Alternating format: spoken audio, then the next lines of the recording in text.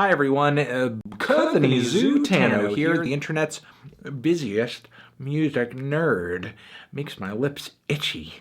And it's time for a review of the new Integrity album, Howling, for the Nightmare Shall Consume. Legendary underground Cleveland metalcore band Integrity back with a brand new album. They've come out with so much material over the years. They've been at it since like the late 80s, although this is their first release to my knowledge on the metal institution known as Relapse Records. And it's kind of interesting to hear them on this label, given that in the past, Integrity has found themselves more often than not on labels that have more of a punk ethos to them.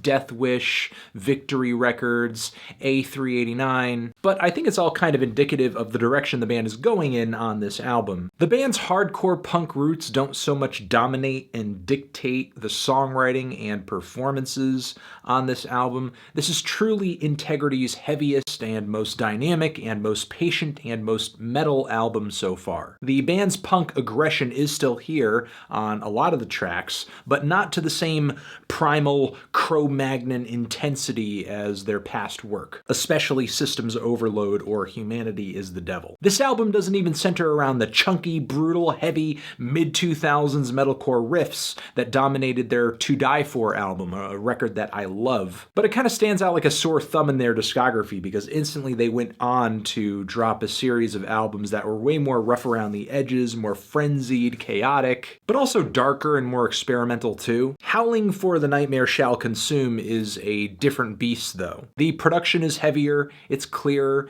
the performances seem more decisive and just more measured, but still at their core, Integrity is still very much a metalcore band. I wouldn't say this album is like a huge disappointing departure in the way that like Integrity 2000 was. It's just that on this album, the band finds themselves dabbling in a variety of metal styles, some old school, some more contemporary, and they just kind of apply their signature guitar and vocal work to all of them. Like for one, it should be plainly obvious that the song Blood Sermon is some kind of black metal tribute with its constant blast beats and tremolo pick guitars. There are cuts on here where some of the riffs take on more of a heavy metal feel or a thrashy feel or indulge in maybe even like a little bit of Motorhead worship, which the band pulls off pretty well, given that Tweed Hellion's lead vocals occasionally sound like I'm listening to Lemmy if he had been transported from like the Paleolithic era. And there are at least several cuts on this record where the band takes things kind of mid-paced,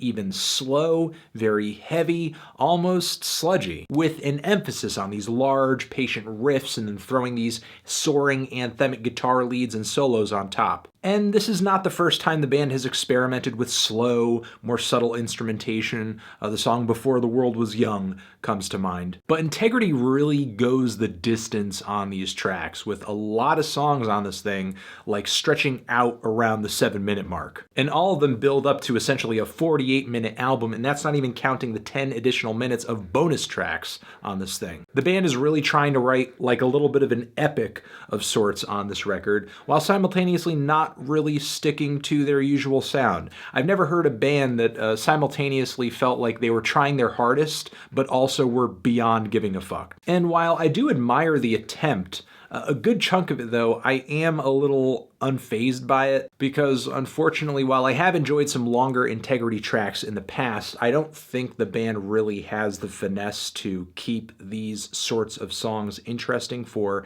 as long as they draw them out here and for as many as they deliver on this thing. With the exception of the song 7 REECE MEWS though, that track is definitely the most experimental of the bunch and features all of these very gravelly, dark, spoken word passages, a very melodic and climactic finish. But honestly, the slow guitar riff and soaring guitar solo combo only works for so long on this album, especially with the band approaching it in such a shallow way. And the vocals, which a lot of the time are just like this angry atonal grunting, do get kind of tedious after a while.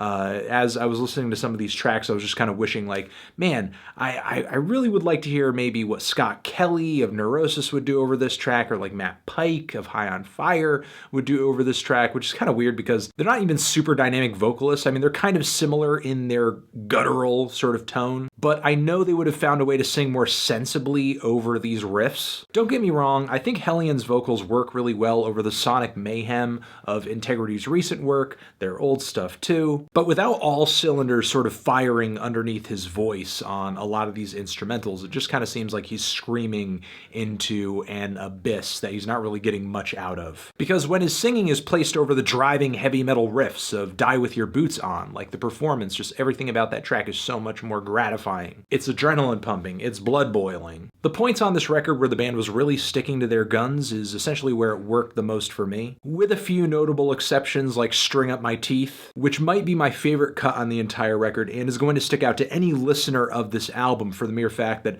suddenly the band breaks into this sort of hard rock groove over the chorus, which features these female backup singers that are belting out this higher, higher little vocal line over the band's guitar work. It's just so weird, it's so kooky, but it just makes the song. You know, overall, there are more highlights than lowlights on this record. Some of the band's slower, more subtle experiments, more sludgy experiments on this record, I don't think they all pan out, or at least they don't all stay exciting throughout. But I do think the clearer performances and the heavier, punchier production does the band and their sound a lot of justice. It's also cool to hear Integrity dabbling in so many styles of metal so effectively. If you're looking for a grimy, aggressive, monstrously dark, and very diverse metal record with a very strong, idiosyncratic vocal sort of character to it, I would give this thing a try. Definitely give it a recommendation. I'm feeling a decent to strong 7 on this thing. Transition.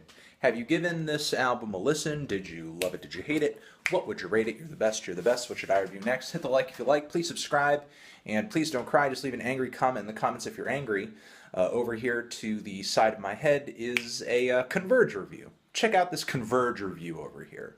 Or, click on the link to subscribe to the channel.